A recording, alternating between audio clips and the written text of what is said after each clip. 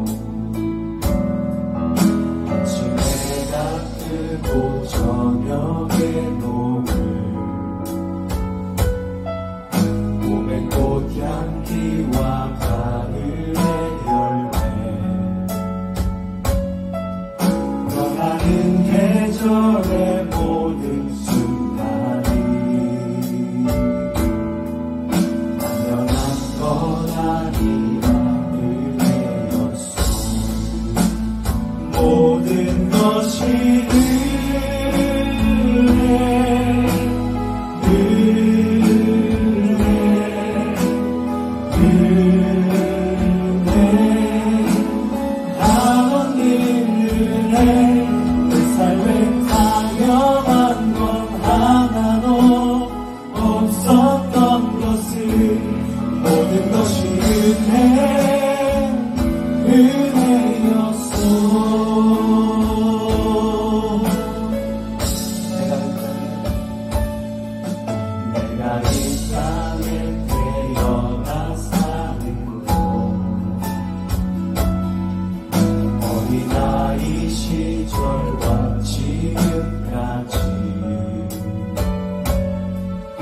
숨을 쉬며 살며 꿈을 꾸는 삶 당연한 것 아니라 은혜였소.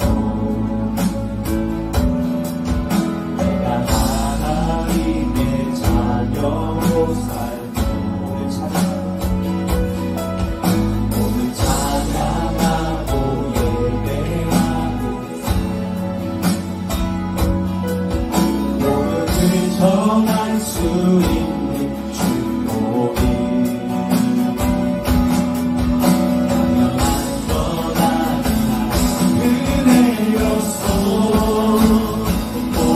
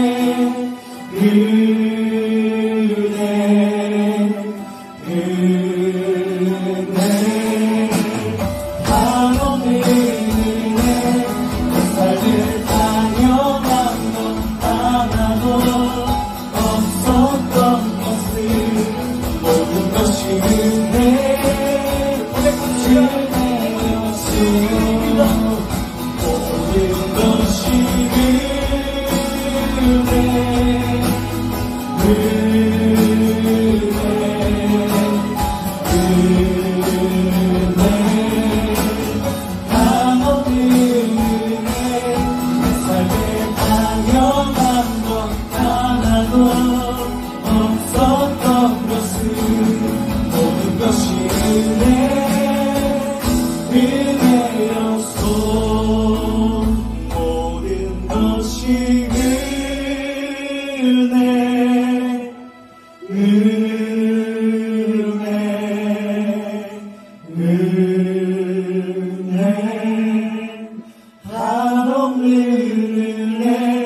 내 삶에 당연한 것 하나도 없었던 것을 모든 것이 은혜였소. 것이 은혜였소. 모든 것이 은혜였소.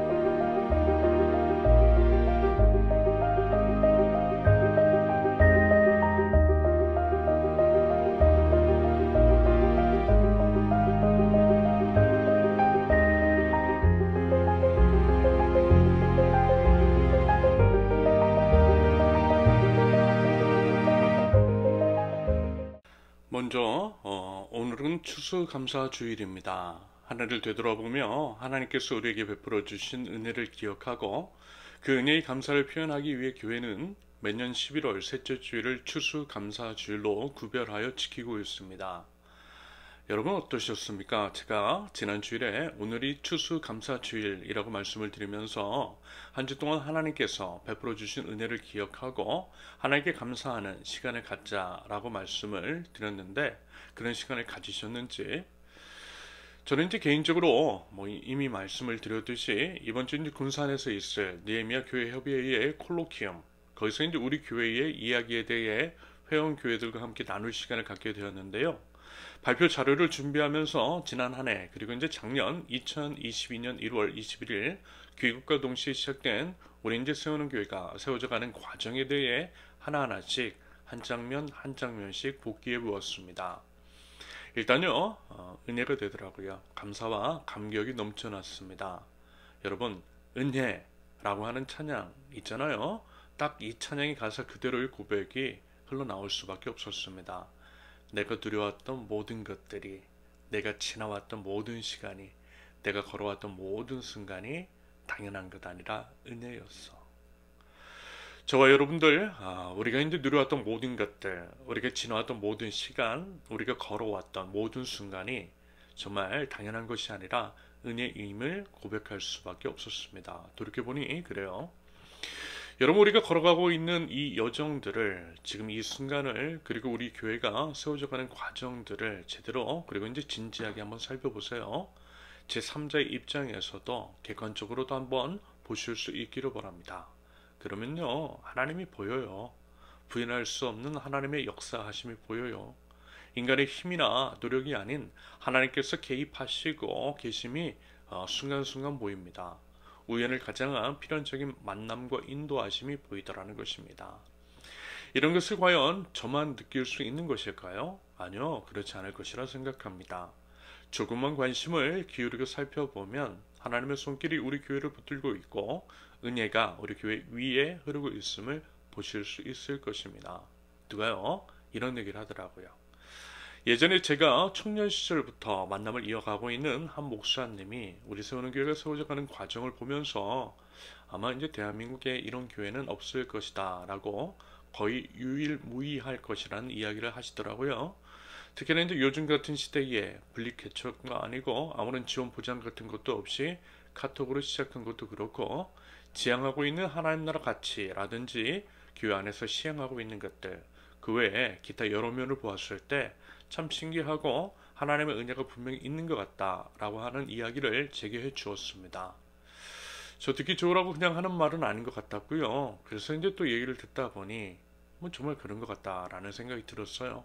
그 목사님의 입술을 통해, 그 표현된 언어를 통해 그렇다라고 저도 생각할 수 있었습니다. 물론 힘들고 어려운 일이 왜 없었겠습니까? 불안과 두려움 왜 없었겠어요? 이게 될까? 이런 식으로 해도 될까라고 하는 의구심도 사실 자주 들었습니다.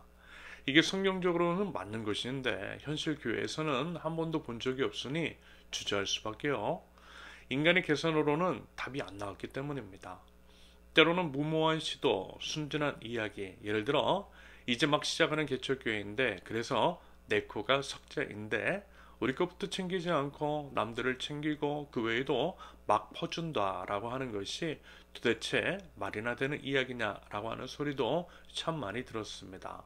하지만요, 그럼에도 이 생각과 믿음은 늘 있었어요. 종종 표현을 드렸던 것들입니다. 거저 받았으니 거저 주는 것이 맞는 것이고요. 작은 일에 충성된 자가 큰 일에도 충성될 것이니 작은 일에 충성하는 것이 맞는 것이겠고요. 아무것도 없는 지금부터 하나님께서 원하시는 것들을 해야 나중에도 더한 일도 맡겨주신다라고 하는 말씀에 대한 믿음이 있었습니다. 아울러 넉넉할 때 하는 것은 누구나 하잖아요. 오히려 부족할 때, 뭐 하나라도 아쉬울 때 하는 것이 진짜 어려운 것이고, 그래서 그런 것이야말로 진짜 임을 드러낼 수 있는 증거라고 생각했습니다. 그래서요, 처음부터 여러 선교사님들과 기관을 정기적으로 도와오고 있습니다. 강원도 산불이라든지 튀르키예 지진이라든지 그 외에 여러 일들이 일어났을 때에도 우리가 소속된 느헤미야 교회 협의회를 통해 마음과 물질을 보냈습니다. 많이는 아니어도요, 우리 형편에서는 적지 않게 드렸습니다. 왜요? 함께 살아야 되니까. 공생과 상생, 지속적인 공존을 위해서. 그리고 인색하지 않으려고 했습니다. 왜냐하면 하나님이 풍성하신 분이시기 때문입니다. 그래서 느헤미야 교회 협의회와 사단법인 느헤미야에 소속된 교회는 매월 이제 교회의 성도 수에 따라서 일정 회비를 내는데요. 우리가 내야 되는 금액보다는 아주 조금씩은 더 냈습니다. 왜냐하면 느헤미야 교회 협의회도 넉넉하지 않았으니까요. 회원 교회의 구성원들이 다들 힘듦 가운데 있으니까. 느헤미야 교회 협의회와 하나님 나라 구현을 위해 함께하는 회원 교회들이 버텨주고 살아내줘야 우리 세우는 교회도 존재할 수가 있는 것이고 하나님 나라도 세워져 갈 수 있기 때문에 그랬던 것입니다.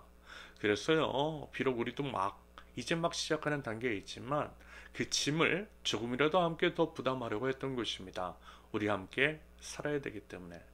그래서 우리 함께 하나님 나라를 이루어가야 하기 때문에 우리는 그리스도의 한 몸이니까 그래서 콩 한 쪽도 나눠 먹으려고 했던 것입니다. 그러면서 이제 우리 교회의 원칙 중에 하나는 내가 살아야 남도 살린다. 내가 살아야 남도 살린다입니다.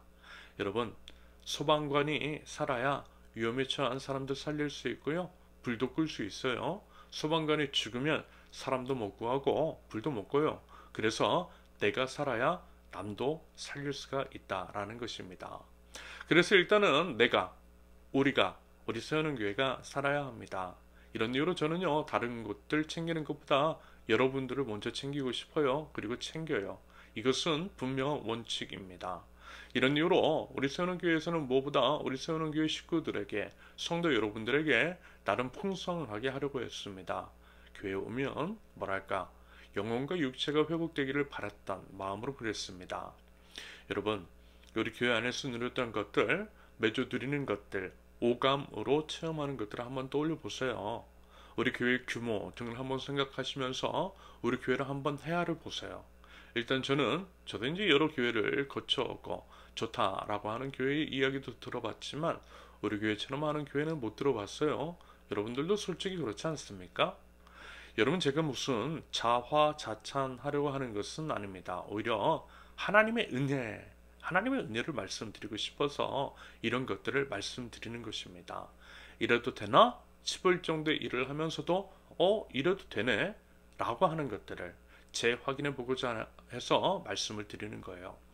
이래도 될 수 있는 이유는 하나님 때문이라는 말씀을 드리고 싶은 것입니다. 그래서 우리 위에 하나님이 분명히 계시고요. 베풀어 주신 하나님의 그 은혜를 공유하고 감사하며 또 기대하자라고 하는 의미에서 이렇게 말씀을 드리는 것입니다. 지나온 모든 순간 속에서 하나님의 은혜, 풍성한 주님의 은혜가 있었기 때문에 비록 이제 막 배밀이 정도나 겨우 시작한 교회 치고는 나름 괜찮은, 이제 돈 많은 교회에서도 할 수 없는 그러한 일들을 할 수 있지 않았나 싶었던 것입니다. 이런 것들을요, 의지적으로 떠올려 보면서 우리 더욱 희망과 기대를 가져보자 라고 하는 말씀입니다. 여러분, 사람이 아니라요, 하나님이 하셨다라는 거예요. 글쎄요, 귀국과 동시에 처음 만들어진 카톡방에 있었던 사람은 몇 번 말씀을 드렸듯이 지금은 안타깝게도 이 자리에 아무도 없는데요. 그래서 그것이 또 얼마나 신기하고 또 놀랍고 감격스럽고 감사한지 모릅니다. 왜냐하면 그것이 바로 사람이 아닌 하나님께서 하셨다라고 하는 하나의 증거가 될 수 있기 때문입니다. 말하자면 감독이신 하나님이 그때그때 장면 장면마다 지휘 감독하셔서 그 사람들을 등장시키셨다라고 봐요. 그리고 등장시키시고 빼내셨던 거죠. 한 사람이 맡겨진 역할들을 다 하면 다른 등장 인물들을 보내주셔서 우리 세우는 교회를 이끌어 가시는 게 보이더라는 것입니다. 여러분들은 혹시 모르실 수 있어도요, 하지만 저는 다 알잖아요. 저희 아내도 당연히 알겠죠. 왜요? 저희는 처음부터 있었으니까 그 모든 과정을 목도했기 때문입니다. 그래서 이 모든 것이 은혜였다라고 하는 것을 자신 있게, 확신 있게 고백할 수밖에 없다니까요. 그리고 이런 이유로 이와 같은 생각이 더욱 강하게 들 수밖에 없는 것입니다. 거저 받았으니 거저 줘야겠다라고 하는. 그래서 우리 교회에서 행해지는 모든 것들은 무료입니다. 물론 이런 무료, 선물처럼 주어진 하나님의 은혜라고 하는 것이 우리 안에 차고 넘치고 흘러서 주변으로까지 나아갔으면 좋겠습니다. 그래서 가까이는 우리가 속한 네메 교회 협의회 소속 교회들도 살리고요, 우리 주변의 이웃들로 살리면 좋겠습니다. 열이 모여 하나를 세우는 하나님 나라 공동체라고 할 때 개개인뿐만이 아니라 다른 교회 공동체도 우리가 함께 살려낼 수 있기를 희망합니다. 그런 식으로 하나님의 은혜가 우리를 통해 흘려가면 좋겠어요. 우리를 통해 주변 사람들이 하나님의 은혜를 맛보아 알면 좋겠다 싶습니다. 말하자면 하나님 나라 모델 하우스가 되는 우리 교회이기를 바란다라는 것입니다. 여러분 부디 그런 바람과 소원과 기도가 있는 우리의 추수감사 주일일 수 있기를 바랍니다. 왜요? 추수감사절의 의미가 바로 그것이기 때문입니다. 성경에서요, 특별히 이제 예배에 관해 집중해서 말씀하고 있는 레위기를 보면 화목제라고 하는 것이 있죠. 화목제는 쉽게 얘기하면 화목을 위한 제사 예배입니다. 하나님과 화목해 되고 이웃과 화목해 되는 것, 하나님 사랑, 이웃 사랑.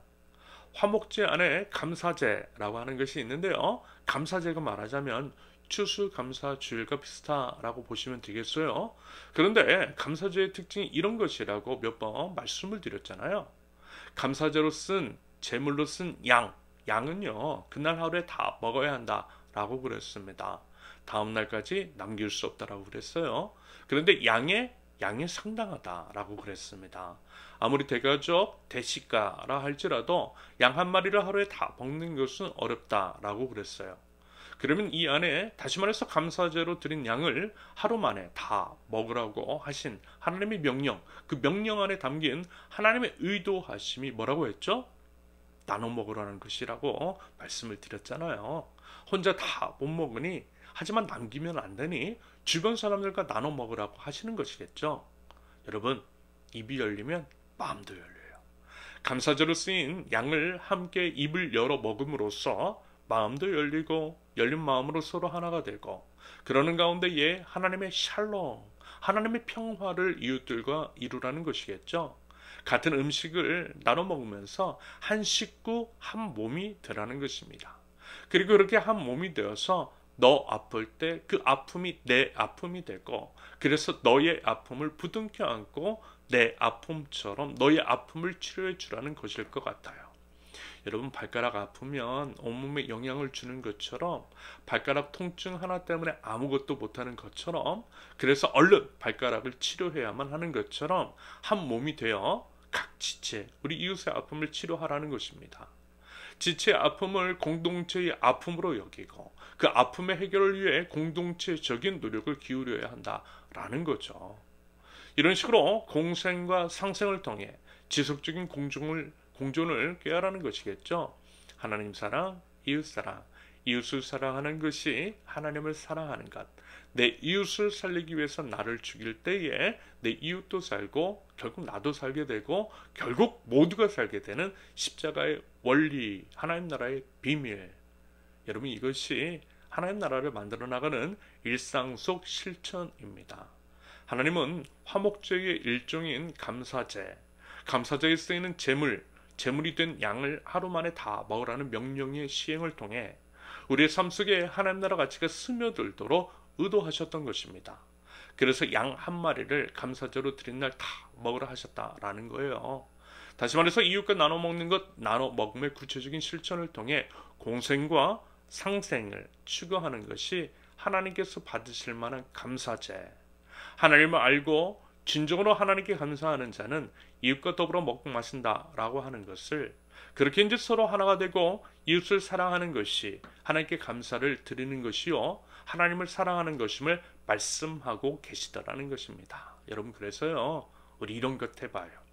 일단 우리가 먼저 하나가 되어야 되니까 열심히 우리 함께 밥 먹어요. 밥 먹으면서 우리 진짜 한 식구가 되어가요. 한 식구가 되어가기 위해서 어떻게 하면 서로 하나가 되어 예수님의 한 몸을 이룰 수 있을까를 마음껏 고민하고 다양하게 상상해 보면서 우리 함께 노력해 봐요. 여러분, 저절로 되는 것도 없어요. 손바닥도 마주쳐야 소리가 납니다. 의지적으로 해야 하고 함께 해야 되고 작은 것부터 해야 합니다. 아무도 자꾸 물어봐야 되는 거예요. 그렇게 서로 자주 소통하면서 하나됨을 추구해야만 하는 것입니다. 그럼 왜요? 왜 이런 것들을 해야 한다고요? 하나님께서 원하시는 것이니까. 그것이야말로 하나님의 사랑과 하나님의 은혜를 아는 자, 하나님을 사랑하는 자, 하나님께 감사하는 자, 하나님 나라를 세워가는 자로서 보여야 할 마땅한 자세라고 말씀하시니까. 여러분, 우리 꼭 그거 해봐요. 비록 느려도, 비록 서툴러도 한 걸음 한 걸음씩 걸어 나가봐요. 이런 교회 하나 있었으면 좋겠다라고 하는 교회가 다름 아닌 우리 교회가 될 수 있기를 우리 함께 바라고 소원하면서 그렇게 감사함으로 나아가봐요. 이제까지 함께 해주시고 생각하지도 못했던 은혜를 베풀어 주신 하나님께서 변함없이 그리 하실 것이라는 믿음과 기대로 우리 함께 나아가보자라는 것입니다. 가장 속도가 느리고 보폭이 가장 좁은 사람의 그 걸음걸이에 맞춰서. 여러분, 한 사람이 꾸는 꿈은 그저 꿈일 수 있지만 우리 모두가 함께 꾸는 꿈은 현실이 될 것입니다. 설령요 그리 아니하실지라도 이런 마음을 품고 시도하는 것 자체만으로도 하나님께서 절하실 것이라고 믿습니다. 부디 이 마음을 품고 기대와 기도로 나아갈 줄 아는 우리 세우는 교회, 추수감사주의를 맞이해서 다시 한번 우리 하나님 안에서 아름답고 행복한 꿈을 우리 함께 꾸며 나갈 줄 아는 우리 세우는 교회 될 수 있기를 바랍니다.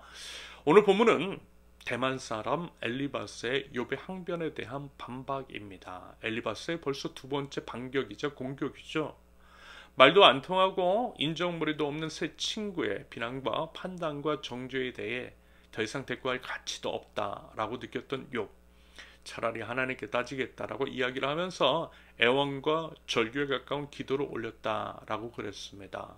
하나님께 자신은 이제 치시는 그 손과 욥이 경험하고 있는 그 두려움을 걷어가시라고, 제발 좀 걷어가시라고 욥이 하나님께 애원을 했다라고 그랬어요. 이런 고통 속에 절규 섞인 기도를 다 들은 엘리바스, 글쎄요, 제가 한번 상상을 한번 해봤어요. 욥과 세 친구의 그 장면을 상상해 봤습니다. 그리고 욥이 경험하고 있는 모든 고난과 고통도 한번 떠올려 봤습니다. 상상만으로도요, 정말 끔찍한 고통이었을 것 같습니다. 심적인 것도 그렇지만 육체적인 것도 이루 말할 수 없이 고통스러웠을 것 같아요. 다른 사람들이 욥의 몸을 딱 봐도 가시적으로 그 고통이 전해졌을 것 같은 그런 모습이었을 것입니다. 보기만 해도 너무 아프겠다 라고 하면서 눈을 질끈 감을 정도로 심각한 상태였다라는 거죠. 여러분, 그러면요, 아무리 그래도 그런 사람을 과연 비난할 수 있을까요?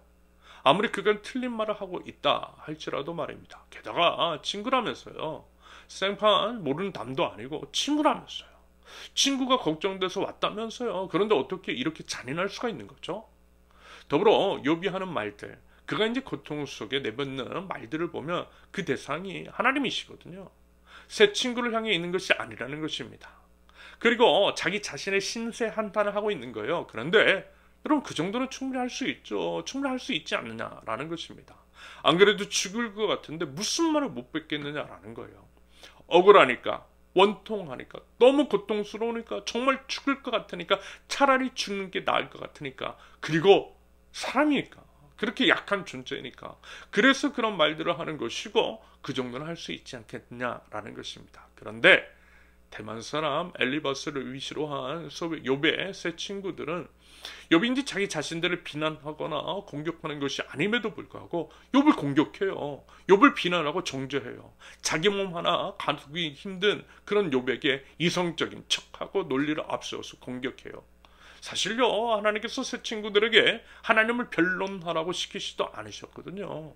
그런데 너무나 정없이 매정하게 교과서적인 답만 읊어대고 있습니다. 사실 겉으로 드러나는 모습, 그들이 사용하는 표현과 언어, 그리고 내용만 보면 그들이 정말 하나님을 사랑하는 것처럼 보이기는 해요. 겉으로 볼 때는 그래요. 그들이 하는 말만을 놓고 보면 그렇다라는 것입니다. 그런데 아니잖아요. 그들이 욥보다 나은 삶을 산 것도 아니고 욥보다 하나님과 친밀한 것도 아니고 그렇다고 해서 그들이 매일 삶 속에서 하나님과 동행했던 것도 아닌 것 같은데 시키지도 않은 하나님의 대변자가 되어서 안 그래도 힘듦과 어려움에 처한 욥을 더 고통스럽게 하고 있다라는 것입니다. 그래서 가만 보면 어때요? 욥의 세 친구들 자기들이 마치 하나님 같아요. 마치 자기가 하나님인 양 행세하고 있는 것입니다. 자기가 다 맞고 자기의 말만이 옳다라고 여기는 교만함을 보이고 있어요. 자기가 아는 하나님이 전부인 양 하나님에 대한 편협한 인식과 이해로 욥을 난도질하고 있습니다.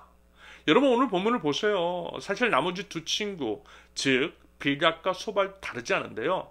아무튼 이 세 사람이 이해하는 세상과 이 세상을 만드신 하나님에 대한 이해는 정말 단순하고 단편적이며 빈약합니다. 그들이 하는 말만 봐도 그들의 수준이 보여요. 그들의 수준이 보이고 욥과는 비교가 되지 않을 정도로 얕더라는 것입니다.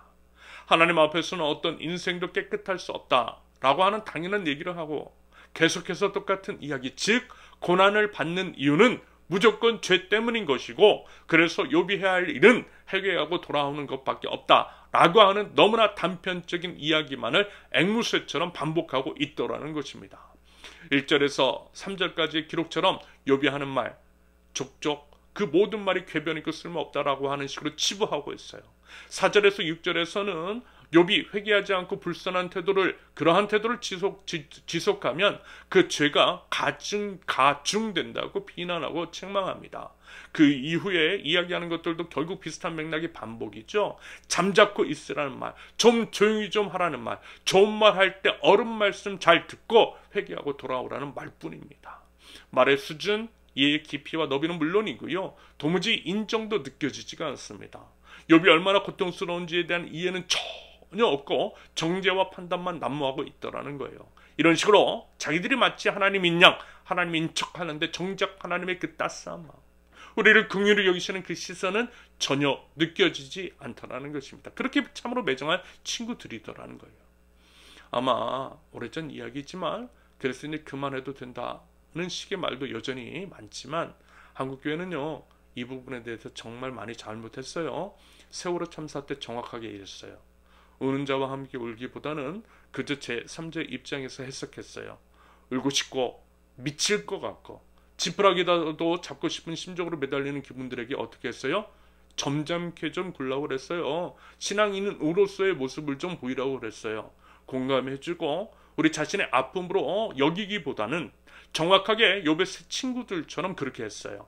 그래서 많이들 교회를 떠났잖아요. 이후에도 똑같았어요. 여전히 우리는 욥의 새 친구, 그들의 관점과 태도를 못 벗어나가고 있습니다. 예를 들어 12구 참사 희생자들에 대해서도 귀신 파티에 갔다가 그렇게 된 것을 뭐가 자랑이냐라고 하는 식으로 이야기했잖아요. 정말 뭐랄까? 자기 자식이, 내 식구가, 내 형이나 누나, 언니, 오빠가 희생의 당사자라고 해도 과연 그렇게 얘기할 수 있을까요?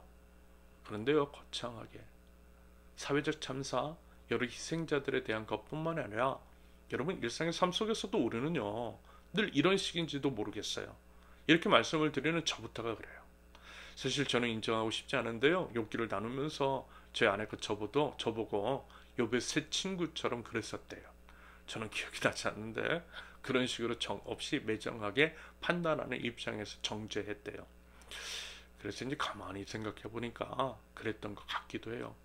부인할 수 없겠더라고요. 물론 여전히 그런 면이 있기는 하지만 욥기를 보고 말씀을 보고 새 친구를 보고 그에 대한 하나님의 판단을 곱씹어 보면서 제가 감히 하나님의 자리에 올라서려고 했던 것들을 회개하면서 이제는요 함부로 판단 정지하지 않아야겠다라고 다시 한번 다짐을 해봤어요. 더더군다나 여러분 제가 목사이기 때문에 말씀을요 남을 해치는 칼처럼 사용할 수 있는 사람이기 때문에 더더욱 조심해야겠다라고 하는 생각을 해보았습니다. 그러면서 또 이 생각이 들었어요. 결국 주의를 기울이고 공감하는 것, 이 점이 부족한 게 아닐까 싶었습니다.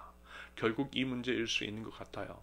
사실요 욥이 하는 말을 가만히 들어보고 곱씹어보면 그렇게 말할 수밖에 없는 이유에 대해서 알 수 있거든요. 알면 또 이해가 가요. 이해가 가면 판단과 정죄를 거둘 수가 있습니다. 예를 들어 어제도 이제 말씀 가운데 언급을 하긴 했지만 오죽했으면 욥이 그런 하소연을 했겠느냐라는 것입니다. 힘드니까 살려달라는 거잖아요. 오히려 하나님에 대한 신뢰와 사랑이 크기 때문에 그런 상황 속에서 하나님께 힘껏 매달리는 거잖아요. 단순하게 하나님께 반항하고 대항하고 하나님 앞에서 교만하게 구는 것이 아니라는 것입니다. 오히려 욥의 말과 태도를 보면 그 반대인 것이고 오히려 하나님께 위로를 구하고 있는 불쌍한 한 사람의 모습을 발견할 수 있더라는 것입니다. 그러므로 조금만 귀를 기울여서 보고 조금만 더 욥의 심정을 헤아렸다면 욥의 그 본심을 알아서 오죽했으면 그렇게 말했을까라고 하는 동정심을 보냈을 것입니다. 그래서 그랬다면 그래 얼마나 힘들어 정말 많이 힘들지 그래 우리 하나님께 한번 매달려보자.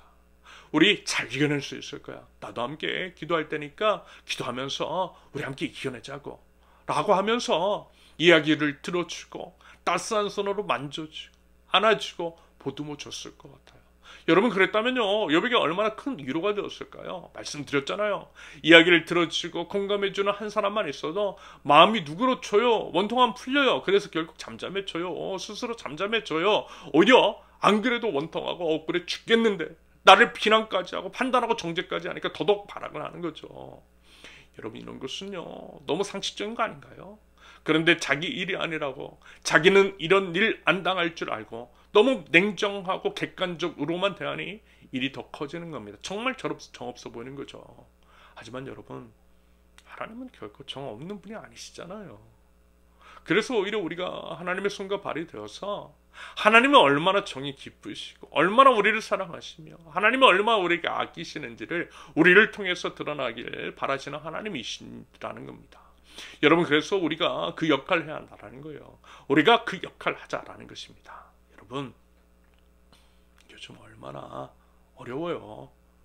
남의 일이라 여겨졌던 질병이 나한테도 생기고 취업도 사업도 마음대로 안 되고 노동 환경은 점점 나빠지고 좋은 회사는 찾아보기가 힘들고 건강과 체력은 예전 같지가 않고 이게 이제 살아있는 것인지 죽은 것인지 늘 정신은 몽롱하고 돈 없어서 남의 집에 새들어 사는데 사기꾼들은 왜 그렇게 많은지 우리 집도 전세 사기를 당하는 것은 아닌지 하는 조마조마하는 그런 마음들이 있고 사기를 쳐도 꼭 돈 없는 사람들 보증금이 전부인 사람들의 것만 빼앗아가죠.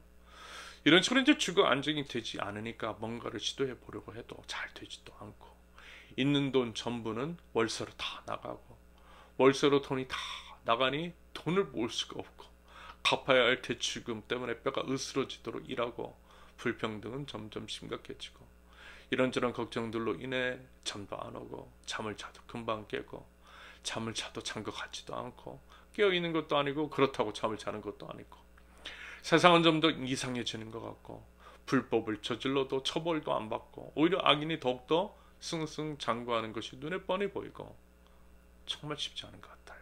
여러분 그렇지 않습니까? 그래서 하나님은 말씀하세요. 욥의 이야기, 욥의 새 친구를 보여주시면서 이런 말씀을 하시는 것 같아요. 다른 거 다 집어치우고 어설프게 하나님 흉내 내지도 말고요. 자기가 마치 하나님이 양 되는 양 함부로 판단도 해석도 하지 말고요. 그냥 이렇게 하라고 하시는 것 같아요. 우는 자와 함께 울라. 우는 자와 함께 울라. 그래요. 내가 그 마음 알아요. 내가 함께 할게요. 내가 온전히 다 알 수는 없다 할지라도 충분히 이해하고 또 함께 하려고 할게요. 곁에 있을게요. 우리 함께 방법 찾아봐요. 라고 하면서 손잡아주고 편대어주고 곁을 지켜주는 거죠. 남들은 다들 손가락질하고 비아냥거리고 비웃을 때 그 비난의 날카로운 시선을 함께 맞아주는 거예요. 우는 자들의 입장을 대변해 주는 거예요. 다수의 편이 되어서 함께 공격을 하는 것이 아니라 마치 가늠한 여인의 편이 되어 주셨던 우리 예수님처럼 힘없는 사람들, 소외된 사람들, 억울한 사람들, 원통해서 뭔가를 말하고 싶은데 그 말마저도 못 꺼내도록 입틀막하는 세상 속에서 그들의 말에 귀를 기울여주고 추운 날씨에서 거칠어지고 차가워진 손을 잡아주자라는 것입니다. 그렇게 우리가 하나님 대신 하나님 역할을 하자라는 거예요. 판단과 정죄만 일삼는 가짜 하나님이 아니라 사랑과 은혜, 포용과 환대의 진짜 하나님을 우리 함께 잘해보자라는 것입니다. 여러분 우리 그랬으면 좋겠어요. 그렇게 공생과 상생, 지속적인 공존을 지향하며 나가는 우리 되면 좋겠어요.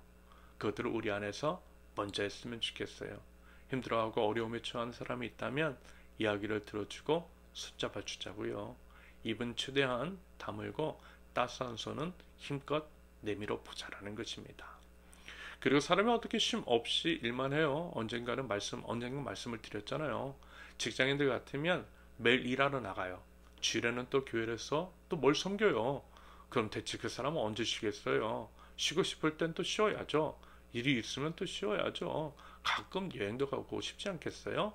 그럼 여행 갈 수도 있죠. 무조건 안 돼. 주일에는 교회 나와야 해. 사람이 책임감이 있어야지. 라고 하면서 정죄하고 판단하기보다는 그래 잘 다녀와. 여행 가는 것들 그것도 하나님을 예배하는 것일 수 있어. 라고 하는 여유와 따스함이 있으면 좋겠어요. 용돈까지 챙겨주면 더 좋죠. 그러면서 이제 소수의 희생을 당연하게 여기는 것이 아니라 우리 함께 공동체의 짐을 함께 부담하면서 서로를 지켜주고 서로를 품어주고 그렇게 함께 아름다운 하나님의 나라를 만들어 나가면 좋겠어요. 고용 불안의 시대에 우리 서로 조금만 덜 먹고 그래서 한 사람을 더 채용하면서 함께 이 어려운 시기를 우리 함께 견뎌내자라고 말할 줄 아는 우리 공동체면 좋겠어요. 여러분 이것이 진정 하나님의 은혜가 무엇인 줄 알고 마땅히 하나님께 감사할 줄 아는 자의 태도인 줄로 믿습니다. 오늘 추수감사주일을 지나면서요.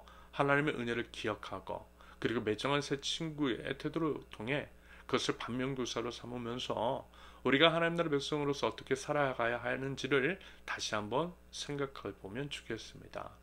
모든 것이 당연한 것이 아니라 하나님의 은혜임을 기억하고 고백하는 자로서 우리가 이웃에 대해 어떠한 삶을 살아야 하는지 우리를 통해 어떤 하나님이 드러나시도록 해야 하는지를 한번 진지하게 고민하고 그것을 삶으로 살아낼 줄 아는 저와 여러분들 하나님 나라 백성들 모두 되실 수 있기를 예수님의 이름으로 축원합니다. 함께 기도합니다. 하나님 감사합니다. 지나갔던 모든 일들이 당연한 것이 아니라 하나님의 은혜였음을 기억하고 은혜와 사랑을 베풀어 주신 하나님께 감사와 찬양과 영광을 올려드립니다. 그 하나님의 은혜와 사랑을 알고 마땅한 감사가 있는 자로서 하나님께서 원하시는 일을 저희 이웃을 저희 자신과 같이 사랑할 줄 아는 하나님 나라 백성들 우리 주 예수 그리스도께서 먼저 십자가의 본을 보여주셨듯이 저희의 생명을 서로를 위해서 이웃을 위해서 버릴 줄 아는 그 믿음과 사랑을 허락하여 주시옵소서. 하지만 하나님 저희는 믿습니다. 우리 주 예수님께서 십자가 위에서 돌아가신 후 사흘 만에 부활하셨던 것처럼 저희 또한 우리 하나님께서 다시 살려주실 줄로 믿습니다. 이웃을 위해서 저희 생명을 버릴 때에 이웃도 살려주시고 저희도 살려주시고 그래서 결국 모두를 살려주시는 우리 하나님이신 줄로 믿습니다. 그 십자가의 비밀을 깨닫고 경험하게 하여 주실 줄로 믿습니다. 하나님, 저희들 말로만 믿는다라고 하는 것이 아니라 삶으로 실천으로 하나님께서 저에게 이미 주신 것들, 하나님의 것들을 하나님께서 원하시는 곳, 하나님의 마음과 하나님의 시선이 머문 곳으로 하나님의 손과 발이 되어 흘려보낼 줄 아는 저희 되게 하여 주시옵소서. 그리하여 저희를 통하여서 하나님을 볼 수 있게 하시고 막연했던 하나님의 나라가 점점 구체화되고 죽어서만 가는 하나님의 나라가 아니라 지금 이곳 이 땅에서도 경험할 수 있는 하나님의 나라가 될 수 있도록 하나님, 그것을 위하여 저희를 사용하시고 우리 하나님 인도하여 주시옵소서. 하나님, 저희들 부족하지만 믿음의 걸음을 한 걸음 내걷기를 원합니다. 비록 저희도 부족하지만 공생과 상생을 위한 나눔이 있기를 원합니다. 작은 일에도 충성된 종이 되게 하시며 그것이 설령 무모해 보이고 상식과 이성을 넘어서는 것이라 할지라도 하나님께서 말씀하신 것이고 하나님의 뜻이라고 한다면 기꺼이 발걸음을 내디딜 수 있는 믿음과 용기를 허락하여 주시옵소서. 그리하여 순종하는 저희를 통하여서 하나님의 역사가 일어나고 분할 수 없는 하나님을 발견하며 그 하나님께서 통치하시는 하나님의 나라가 구체화되는 저희 세우는 교회가 세워져가는 과정이 될 수 있도록 하나님의 은혜를 더하여 주시옵소서.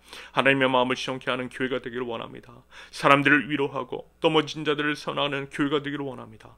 하나님께 이미 많은 사랑과 은혜를 받은 자로서 그 사랑과 은혜를 풍성하게 흘려보내는 자들, 거저 받았으니 거저 흘려보낼 줄 아는 축복의 통로로서 하나님, 저희 세우는 교회를 사용하여 주시옵소서. 하나님, 저희를 통하여서 하나님의 뜻을 이루어 주옵소서. 하나님, 저희 세우는 교회를 통하여서 영광받아 주시고 하나님, 하나님의 나라를 이루어 주시옵소서.